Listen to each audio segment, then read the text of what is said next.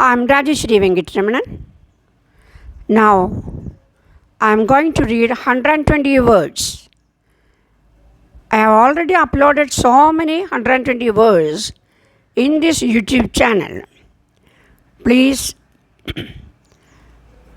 go and see and write down all 120 words and transcribe into English also. The above book is written by me, that is second paper, English Shorthand second paper. This is very useful to learn the students for the KGT examination going students. It is very helpful. So, anybody wants, I will give the contact number in the description box. I will send it, the book, through speed post also.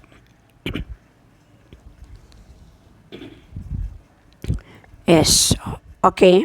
There are no doubt some good points about the budget, the increase in the standard deduction which will benefit employees drawing salaries between rupees 15,000 and rupees 25,000 per annum. The higher reliefs in respect of insurance premia and provident fund contributions, the excise relief for increased production, the tax exemptions which would attract investment in India by persons of Indian origin settled abroad, and the provision for paying without deduction at source dividends, interest on debentures and on deposits to persons who make a declaration that their income would not be liable to income tax. Unfortunately, this last provision is not proposed to be made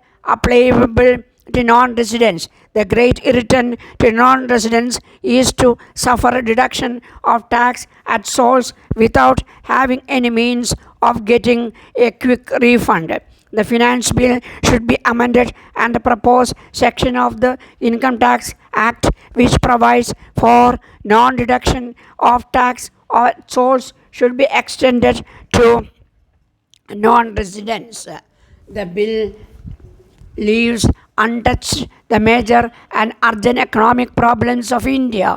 In point of approach and vision, it is the budget of a grocery store, not of a great nation on the march.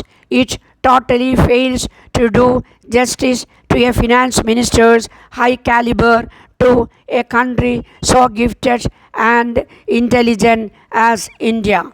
To hydrated nation, it offers water from an eyedropper. The schemes of social security certificates into rupees 5,000 and which will triple in 10 years, and the capital investment bonds which would be income tax and wealth tax free and commendable.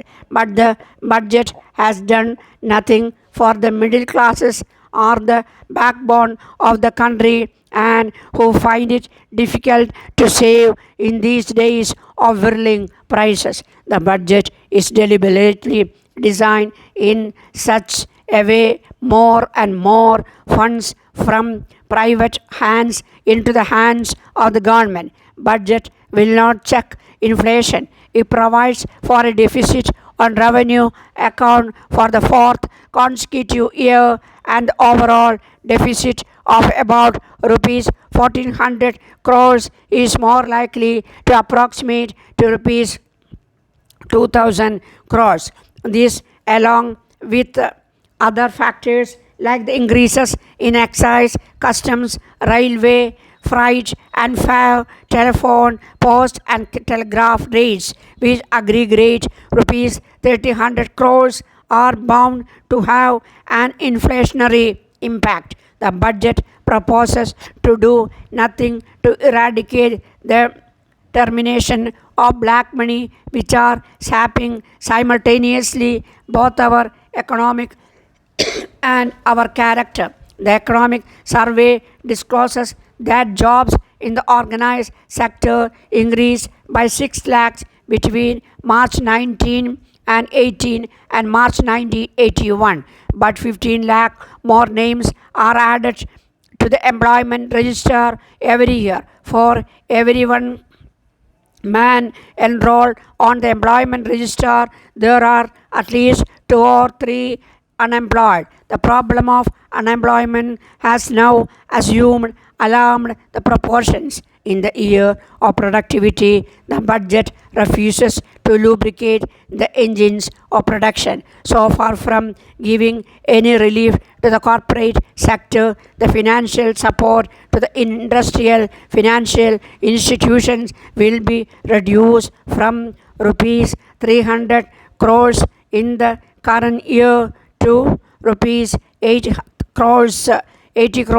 in 1982-83. The fiscal laws will become more complex and complicated than ever before.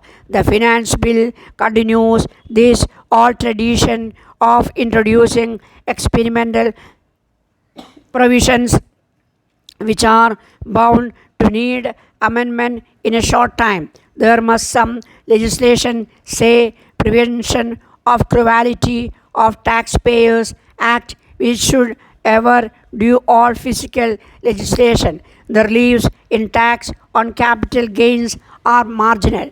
No other country can boast of so cheap bureaucrats and so expensive a government as India. There is no suggestion in enter budget of curbing governmental expenditure. On the total disbursements of the central government will reach the all-time high of rupees 30,000 crores. With a budget like this, pessimism would be realism. The imprisoned splendor of India's great economic potential will continue to remain imprisoned. It is sad that this year's budget is merely one more stop in of our age-old poverty. It is well calculated to ensure that we do not slip away and upward from our position as the 15th poorest nation on earth.